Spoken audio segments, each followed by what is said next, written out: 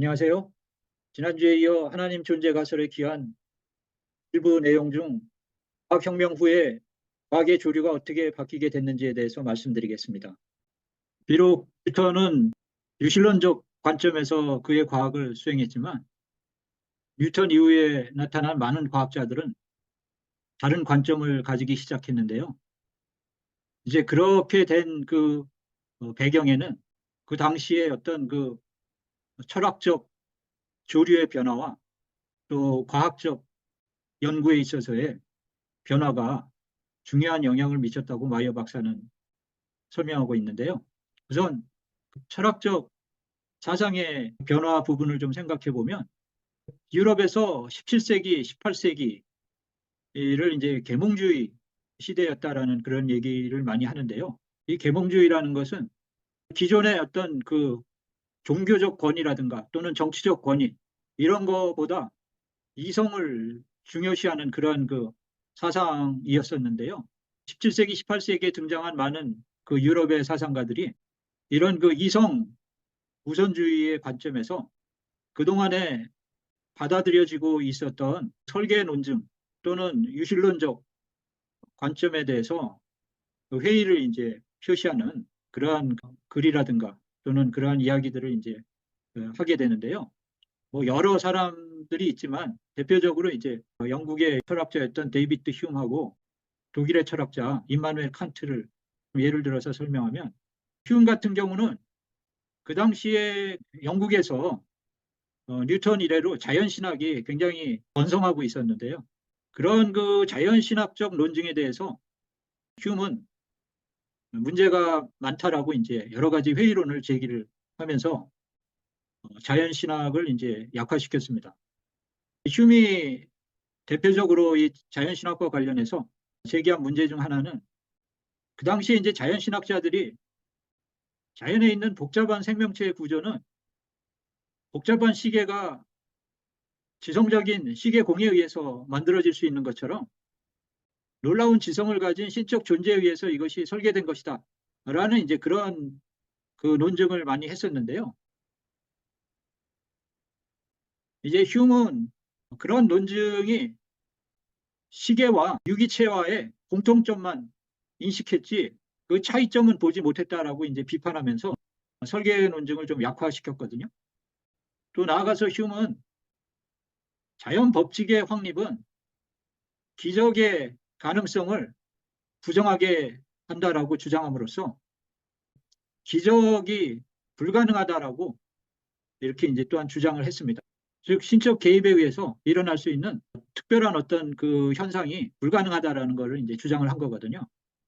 또 칸트 같은 경우는 중세부터 널리 알려져 왔던 그 우주론적 논증이 있는데요. 중세 이슬람 학자들이 개발한 우주의 원인은 하나님이다라는 칼람 논증이라는 게 있었는데 칸트는 그 칼람 논증의 중요한 부분인 우주는 시작이 있었다라는 전제를 칸트는 그 문제는 인간 이성이 대답할 수 있는 그런 명제가 아니다라고 주장함으로써 결국 우주론적 논증을 약화시키는 그런 그 결과를 가져오게 했거든요.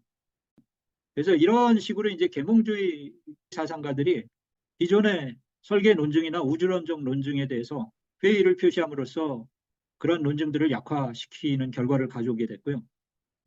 나아가서 19세기 중반에 프랑스의 철학자 오기스트 콩트는 지식의 발전이 3단계로 이루어진다고 주장하면서 즉 신학적 단계에서 철학적 단계에서 과학적 단계로 이렇게 발전이 이루어진다라고 주장하면서 오직 자연현상을 자연 법칙이나 물질적 과정으로 설명할 수 있을 때 그런 그 실증적인 또는 과학적인 지식만이 실제적인 지식이 될 수 있다라고 주장을 함으로써 자연에서 관찰하는 복잡한 그런 생명체의 모습이나 또는 자연 법칙 이런 것들을 그 종교로부터 완전히 분리시켜 갖고 과학을 세속화를 시킨 것이거든요.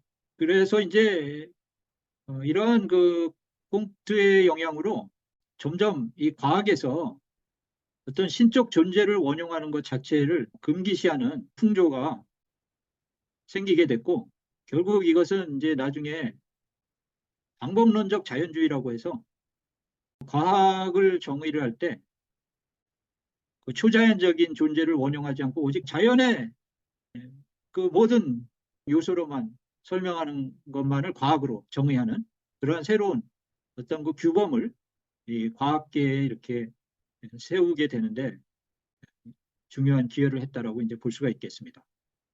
근데 뭐 이런 그 철학적인 어떤 그 주장 또 그런 변화뿐만 아니라 어떤 면에서 더 중요한 그런 그 변화를 이끌었던 것은 그 18세기, 19세기 과학계에서 일어났던 중요한 변화 또 발전이었다라고 이제 볼 수가 있겠는데요. 예를 들면 18세기 말 또 19세기 초에 거쳐서 그 라플라스 같은 프랑스의 그 수학자 또뭐 물리학자라고 볼 수도 있겠고요. 이런 그 사람은 이 태양계가 신적 개입 없이 자연적으로 생성될 수 있다라는 그런 성운 가설을 주장을 했고요.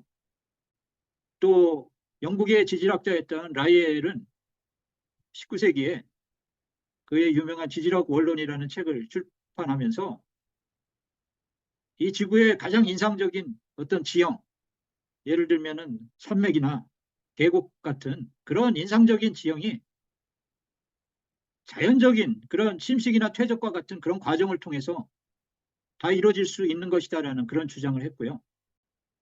잘 알다시피 19세기 중후반에 다윈이 등장하면서 이 생명체들도 어떤 자연적인 과정을 통해서 새로운 형태를 생성해낼 수 있다라는 그런 이제 주장을 하면서 결국 자연의 모든 현재의 모습이 특별한 어떤 그 신적 인도 없이 자연적인 과정을 통해서 다 이렇게 만들어질 수 있다라는 그런 그 주장들이 받아들여지면서 이제 과학에서 신적 인도나 또는 신적 개입을 언급하는 것이 사라지는 그런 그 결과를 가져오게 됐고 결국 그래서 20세기에 들어오면서 과학의 흐름은 과학혁명기 때 과학을 수행했던 그런 과학자들의 관점과는 완전히 반대되는 그런 그 관점으로 변하게 됐는데요.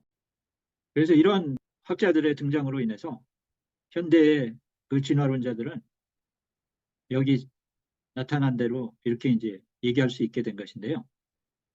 예를 들면 프란시스코 아일라 같은 진화생물학자는 다윈의 가장 큰 업적은 생물의 방향성 있는 조직이 창조주나 다른 외부의 행위자에 의존할 필요 없이 자연적 과정, 즉 자연 선택의 결과로 설명될 수 있음을 보인 것이다 라고 얘기했고요. 도킨스는 다윈은 지적으로 충족된 무신론자가 되는 것을 가능하게 했다 라고 이제 얘기를 했거든요. 그래서 더 이상은 어떤 신적 존재의 개입이나 또는 인도 없이 자연이 다 설명될 수 있다라고 이제 주장하는 이런 과학자들이 등장하게 됐다는 것인데요. 그런데 2021년 3월 마이어 박사는 하나님 가설이 다시 돌아왔다라는 그런 그 책을 출간을 하게 된 것인데요. 말씀드렸지만 새로운 과학적 증거를 제시하면서 마이어 박사는 그간 많은 과학자들에 의해서 무시되어 왔던 하나님 가설이 다시 돌아왔다라고 주장하고 있습니다. 이 과학적 증거들, 이 부분에 관해서는 다음 시간에 좀 더 자세히 말씀드리도록 하겠고요. 오늘은 이러한 그 하나님 가설이 돌아오기까지 과학의 역사에서 어떤 일이 있었는지 잠깐 살펴봤습니다. 시청해 주셔서 감사합니다. 안녕히 계세요.